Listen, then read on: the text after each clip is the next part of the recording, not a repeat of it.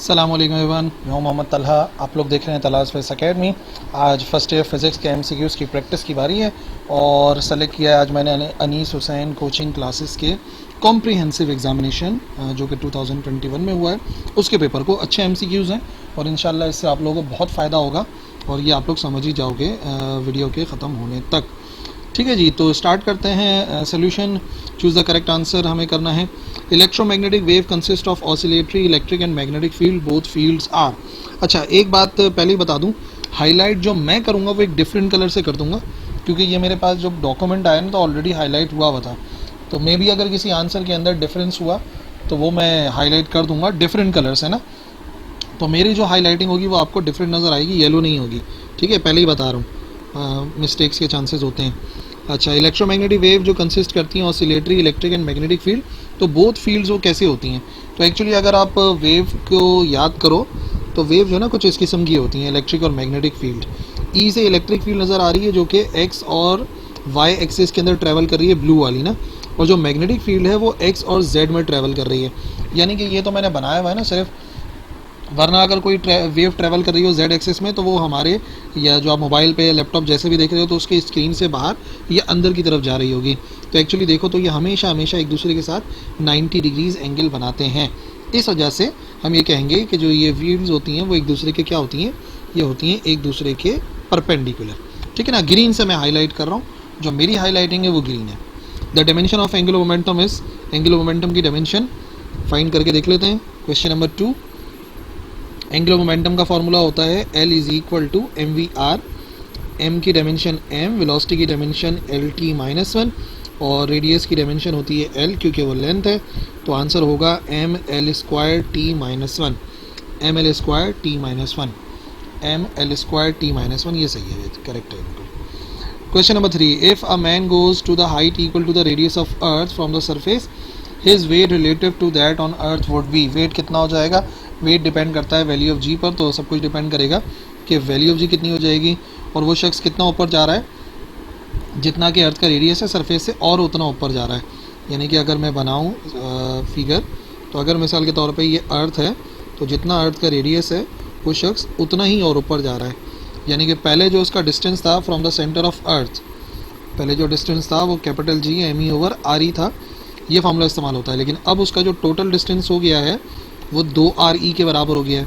तो जो भी जी डैश होगा कैपिटल जी एम ई नहीं बदलेगा, बल्कि इसकी जगह पे 2RE हो जाएगा और स्क्वायर करना पड़ेगा। स्क्वायर करना पड़ेगा तो जी एम ई ओवर 2 का स्क्वायर होता है 4, अलग करके लिख दिया, यहाँ पे आ जाएगा RE का स्क्वायर। इस वजह से अलग किया कि ये पूरी वैल्यू बराबर हो जाएगी जी के। तो इसका मतलब जी डैश बराबर होगा 1/4 ऑफ जी के। और अगर जी डैश 1/4 ऑफ जी है तो याद रखो जो वेट होगा उस जगह पर वो भी 1/4 हो जाएगा उसके एक्चुअल वेट के। So right answer is 1/4 this one. Question number 4, if the radius of the moon was to shrink and its mass would remain same. Radius कम हो जाए और मास सेम रहे तो वैल्यू ऑफ जी पे क्या फ़र्क पड़ेगा। फिगर अभी यहाँ पे नज़र आ रही है, फॉर्मूला नज़र आ रहा है। ये कह रहा है अगर श्रिंक हो जाए, रेडियस कम हो जाए, मास सेम रहे तो रेडियस कम होने की वजह से वैल्यू ऑफ जी में इजाफा होता है। ठीक है, तो क्या लिखा हुआ है, रेडियस ऑफ, हमने क्या कर दिया, हमने मास को सेम रखा और रेडियस को कम करा। तो रेडियस को कम करेंगे तो अपने आप जो एक्सेलरेशन ड्यू टू ग्रेविटी है वो क्या हो जाएगी, इंक्रीज हो जाएगी क्योंकि श्रिंक हुआ था।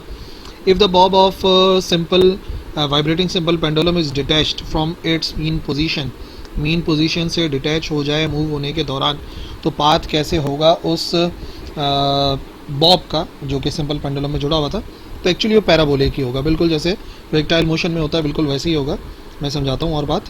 क्वेश्चन नंबर 5, मतलब पेंडुलम वाइब्रेट कर रहा है ना, ये होती है इसकी मीन पोजीशन, ये होती है एक्सट्रीम पोजीशन। पूरी बात समझा देता ना। अगर तो एक्सट्रीम पोजीशन पर आके लेट से ये O है, ये पॉइंट A है, B है, A और B में से कहीं भी रुकेगा ना तो सीधा सीधा यहाँ पे आके रुकेगा और नीचे चला जाएगा vertically downward due to acceleration due to gravity. But जब वो ऐसे करके मूव कर रहा होता है ना तो यहाँ से मूव करते करते जब इधर आता है तो सिर्फ और सिर्फ हॉरिजॉन्टल कंपोनेंट होता है, सिर्फ और सिर्फ हॉरिजॉन्टल कंपोनेंट होगा। तो ये यहाँ पर आके सीधा सीधा नहीं चलता रहेगा, बल्कि याद रखो वो करेगा प्रोजेक्टाइल मोशन। सीधा से चलते हैं वो प्रोजेक्टाइल मोशन करके गिरेगा। तो प्रोजेक्टाइल मोशन कौन सा होता है, पैराबोलिक पाथ होता है, इस वजह से पैराबोला लिखा है। 6 the Michelson interferometer semi silver glass plate का काम था ना डिस्पर्स करना, मोनोक्रोमेटिक लाइट तो ऑलरेडी होती है, अनपोलराइज पोलराइज का कोई चक्कर नहीं है। हम चाहते हैं कि फेस सेम हो, तो वो एक ही लाइट को दो पार्ट्स में डिवाइड कर देता है और हमें फेस कोहेरेंस मिल जाता है। Question number 7, which of the following is correct, इनमें से कौन सी चीज़ जो है वो करेक्ट है। प्रॉपर्टी, अब याद रखो क्रॉस प्रोडक्ट का आंसर जो है वो कब आता है, 0 जब सेम होता है, यानी कि आई क्रॉस जे 0 पॉसिबल नहीं है, आई क्रॉस आई 0 होता है। अच्छा, जे क्रॉस आई के बराबर और आई क्रॉस जे के बराबर, तो हाईलाइट इन्होंने इसको किया हुआ, सबसे पहले इसे ही चेक करते हैं। आई क्रॉस जे क्या के बराबर होता है प्रॉपर्टी के मुताबिक? प्रॉपर्टी मैंने आपको समझाई थी, आई इंटू जे, और इसी डायरेक्शन में चलें के, और फिर यहाँ पर आ जाएगा। एरो की डायरेक्शन में चलेंगे तो प्लस का आंसर आएगा और आता हमेशा तीसरा एक्सिस है। तो इन्होंने पूछा आई क्रॉस जे कितना होता है, तो आई क्रॉस जे एरो की डायरेक्शन में जा रहे हैं तो बराबर होता है के। तो ये लिखी हुई बात एकदम करेक्ट है, आई क्रॉस जे बराबर होता है के। ये क्यों नहीं है? क्योंकि जे क्रॉस आई बराबर होगा माइनस के, अपोजिट डायरेक्शन में हो जाएगा, और आई क्रॉस जे माइनस के बराबर भी नहीं होता। क्वेश्चन नंबर 8, एक सिंपल हार्मोनिक ऑसिलेटर है, टाइम पीरियड टी है, time taken by it to travel from the extreme position to half the amplitude, half amplitude तक जाने के लिए एक्सट्रीम पोजीशन तक यानी मीन तक पहुंचने में जो टाइम लगेगा, ऐसे कुछ पूछ रहे हैं। The time taken by it to travel from extreme position to half of the amplitude, ठीक है ना, आधे एम्पलीट्यूड तक। तो एक राउंड मुकम्मल होने में कितनी देर लगती है? सिंपल पेंडुलम की अगर बात करें उससे देख लो, ए से इधर जाएगा और फिर इधर वापस आएगा, ठीक है, जिस एक्सट्रीम से उसी एक्सट्रीम पर वापस आएगा, तो इस टाइम को कहते हैं टी। अब यहाँ पे क्वेश्चन क्या है? यहाँ पे क्वेश्चन ये है कि हाफ ऑफ द एम्पलीट्यूड तक पहुँचना है। हाफ ऑफ द एम्पलीट्यूड का मतलब क्या हो गया?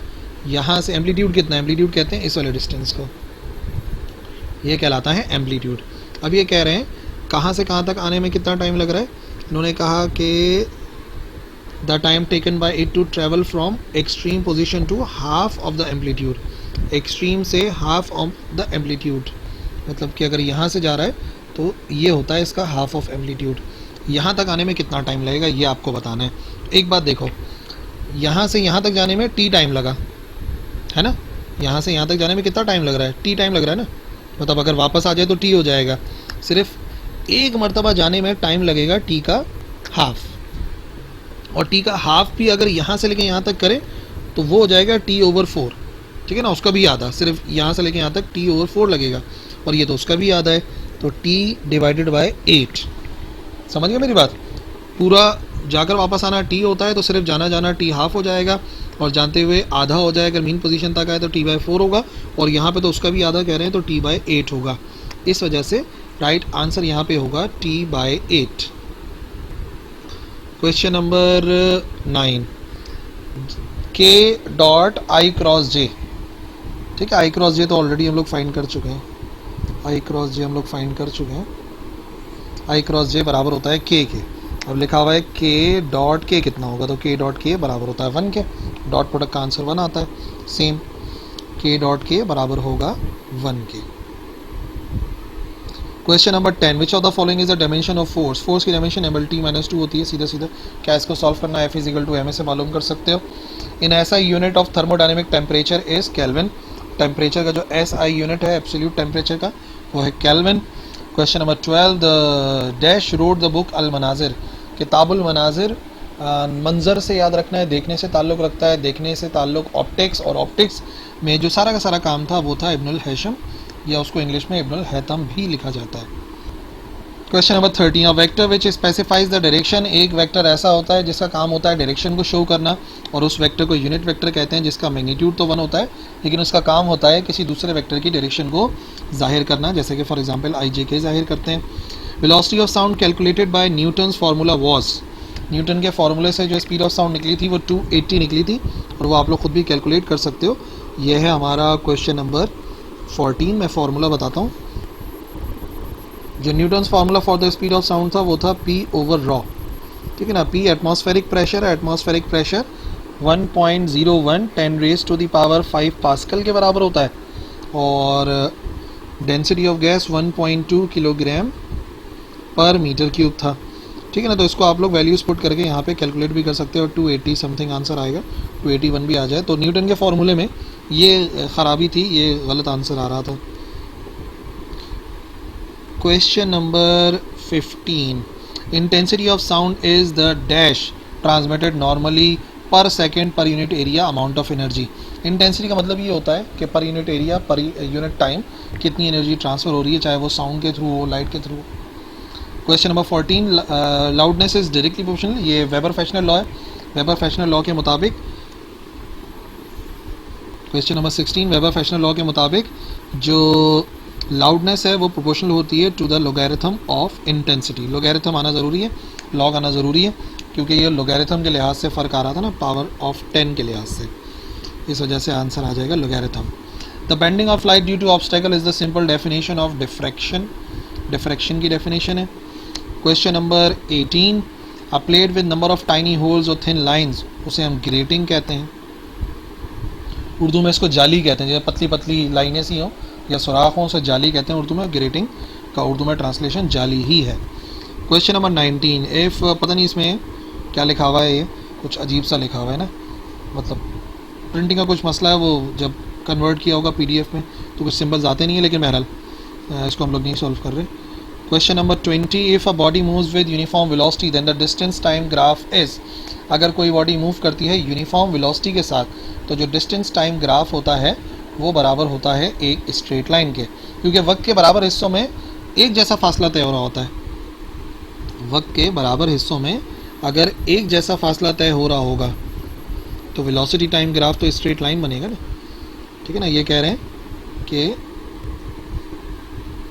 वेलोसिटी कांस्टेंट है, तो वेलोसिटी कांस्टेंट का मतलब क्या हो गया, आप देख सकते हो सीधा सीधा डिस्टेंस टाइम ग्राफ इस तरीके से, जैसे जैसे टाइम बढ़ता जाएगा वैसे वैसे डिस्टेंस बढ़ता जाएगा, जैसे जैसे टाइम बढ़ता जाएगा वैसे वैसे डिस्टेंस बढ़ता जाएगा। यानी वक्त के बराबर के हिस्सों में एक एग्जैक्ट डिस्प्लेसमेंट कवर हो रहा है, फिर उतने ही फासले में एक एग्जैक्ट डिस्प्लेसमेंट कवर हो रहा है, इस वजह से राइट आंसर होगा स्ट्रेट लाइन।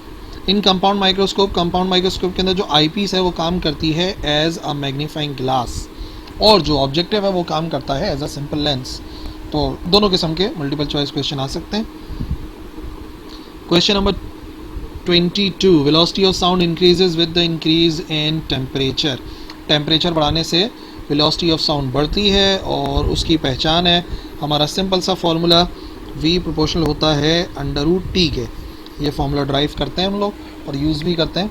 तो increase with the increase in temperature. Question number 23, Laplace made the correction that the expansion and compression of sound wave are adiabatic. वो एडियाबैटिक है। लेप्लास ने ये इसी वजह से कहा था कि भाई ये जो काम होता है, ये जो कंप्रेशन और रेयरफेक्शन होते हैं बहुत तेज़ होते हैं, और न्यूटन कह रहा था कि आइसोथर्मल है। तो भाई आइसोथर्मल प्रोसेस तो सारे स्लो प्रोसेस होते हैं, अगर ये इतना तेज़ प्रोसेस है तो तेज़ प्रोसेस होने की वजह से it can only be adiabatic process. तो लेप्लास ने यही करेक्शन की थी। Question number 24, the magnifying power of lens of focal length 25 centimetre. Power of lens मालूम करनी है और फोकल लेंथ है 25। ये है क्वेश्चन नंबर 24। अच्छा, इस क्वेश्चन में ना एक बड़ा अहम आपने बात याद रखनी है, यहाँ पर आप ये चेक करो कि किसी भी यूनिट के अंदर डायोप्टर नहीं आ रहा, ठीक है ना। तो ये पावर ऑफ लेंस की बात नहीं हो रही है, ये बात हो रही है मैग्नीफाइंग पावर। अब एक सिंपल सा कॉन्वेक्स लेंस की जब मैग्नीफाइंग पावर की बात करते हैं तो वो तभी पॉसिबल है जब वो यूज़ हो रहा है एज अ मैग्नीफाइंग ग्लास। तो यूनिट से आप थोड़ा सा याद रख लेना, डायोप्टर नहीं लिखा हुआ, इसका मतलब यहाँ पे हमें जो मैग्नीफिकेशन पता करनी है। वो कंफ्यूज हो जाते हैं स्टूडेंट कि पावर है मैग्नीफाइंग के साथ, लेकिन ये मैग्नीफिकेशन फाइंड करनी है। तो फॉर्मूला क्या है उसको देख लेते हैं। 24 था ये, ठीक है जी। तो फॉर्मूला था 1 + d/f, ये फॉर्मूला है। d होता है least distance of distinct vision जो 25 होता है, फोकल लेंथ खुद इन्होंने 25 गिवन है, कैंसिल हो गया, 1 + 1 आ गया, 1 + 1 का आंसर आ गया 2। तो याद रखो जब ये मैग्नीफिकेशन मालूम करते हैं उसका कोई यूनिट नहीं आता, तो इसी वजह से करेक्ट आंसर आ जाएगा 2। 25, the point mass suspended bye a weightless thread is called simple pendulum कहते हैं। हालांकि मैं आपको एक बात बताऊं, इतनी सिंपल सी बात नहीं है, उसको सिंपल पेंडुलम कह दिया। वेटलेस थ्रेड होना चाहिए, इनएक्सटेंसिबल थ्रेड होना चाहिए, मास जो है वो पॉइंटेड होना चाहिए, और सपोर्ट जो है वो रिजिड होनी चाहिए, तब जाके सिंपल पेंडुलम की मुकम्मल डेफिनेशन बनती है। Which of the following changes when a particle moving with uniform velocity. जब भी कोई पार्टिकल मूव कर रहा होता है यूनिफॉर्म वेलोसिटी से, तो याद रखो उसकी स्पीड चेंज नहीं होती। जब वेलोसिटी सेम है तो स्पीड कैसे चेंज होगी, और यूनिफॉर्म वेलोसिटी करें तो वेलोसिटी भी सेम रहेगी। जब वेलोसिटी सेम है तो एक्सेलरेशन ज़ीरो होगा, ठीक है, तो एक्सेलरेशन भी चेंज नहीं होगा।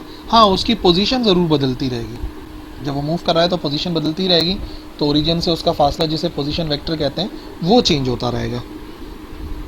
1 angstrom is equal to 1 angstrom मतलब होता है 10⁻⁻10 मीटर के बराबर। सिंपल है 1 एंगस्ट्रॉम। तो कुछ मल्टीपल चॉइस क्वेश्चन इतनी छोटे इतनी आसान आएंगे।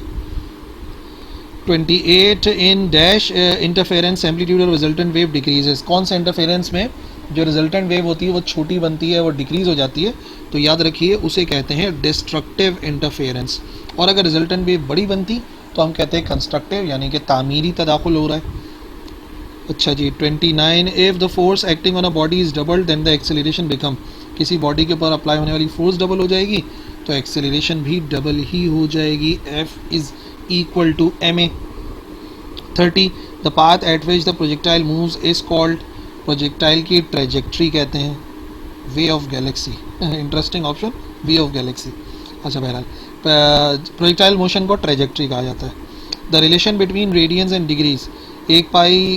एक रेडियन 1 पाई के बराबर होता है, नहीं। 1 रेडियन π/360 ये भी नहीं। 1 रेडियन बराबर होता है 180 divide by pi, 180 divide by pi degrees के। यही ऑप्शन सही है। 1 radian is equal to 180 divide by pi degrees, chapter number 4 में आता है। 32 if the distance between two masses is half. Distance को अगर हाफ कर दें तो फोर्स ऑफ अट्रैक्शन कितनी हो जाएगी। 32। Question number 32। F बराबर होता है capital G m1 m2 over r square. Square लगा हुआ है और कह रहे हैं हाफ हो जाएगी, तो एक बात तो कंफर्म है, अगर हम डिस्टेंस को हाफ कह रहे थे,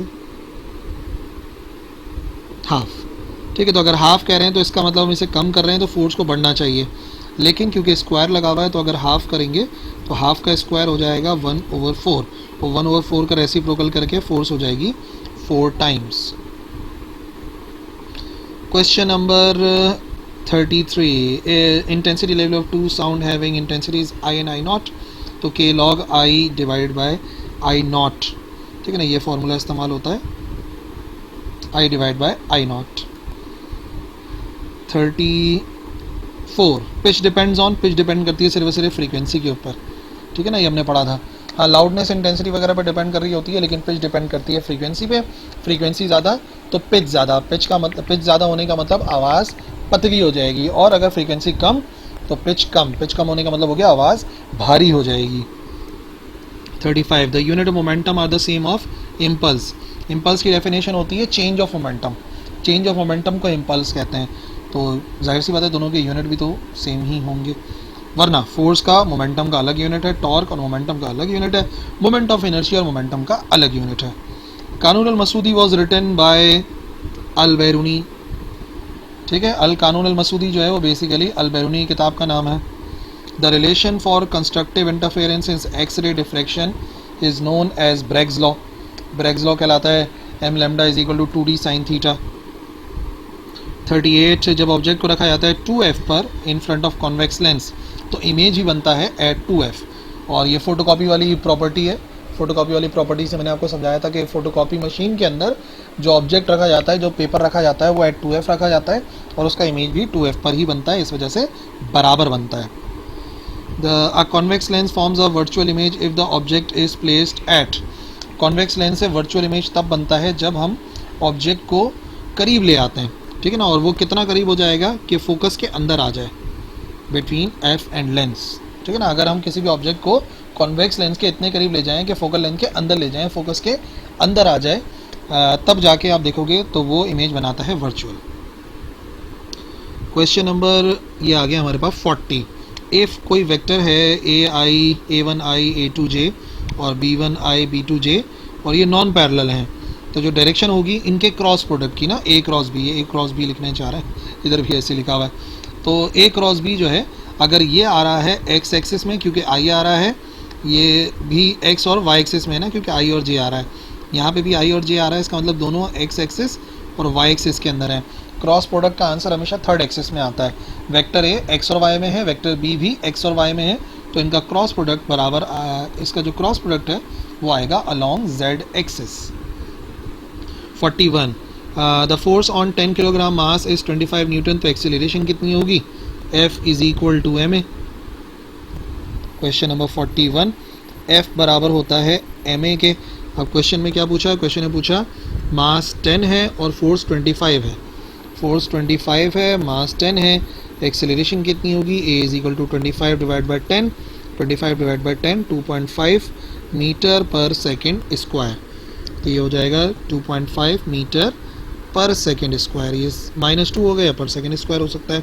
finally 42, if the values of instantaneous average velocities are equal, तो बॉडी मूव कर रही होती है विद यूनिफॉर्म वेलोसिटी। ठीक है ना, अगर इंस्टेंटेनियस और एवरेज वेलोसिटीज बराबर हैं तो बॉडी मूव करती है विद यूनिफॉर्म वेलोसिटी। ठीक है जी, और फिर इसी पीडीएफ के अंदर जो है वो सेक्शन बी और सेक्शन सी मैंने अटैच किया हुआ है।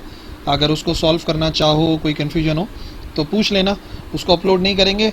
बी और सी सेक्शन को अपलोड ना करने का मेन मकसद ये है कि पूरे चैनल के ऊपर ये सारी चीज़ें ऑलरेडी अवेलेबल हैं, सिर्फ एमसीक्यूज़ जो है वो नए रिड्यूस के हिसाब से नहीं थे, इस वजह से एमसीक्यूज़ को मैंने सोचा कि अलग से टाइम देना चाहिए। बाकी न्यूमेरिकल्स काफ़ी सारे 10 ईयर के, मॉडल पेपर के, बुक के सब अपलोडेड हैं, उसको थोड़ा सा देख लिया करो जाके, चैनल की प्लेलिस्ट के अंदर मिल जाएगा इंशाल्लाह। और अगर कोई परेशानी है तो लिखना कमेंट सेक्शन में, आई विल रिप्लाई। अल्लाह हाफ़िज़।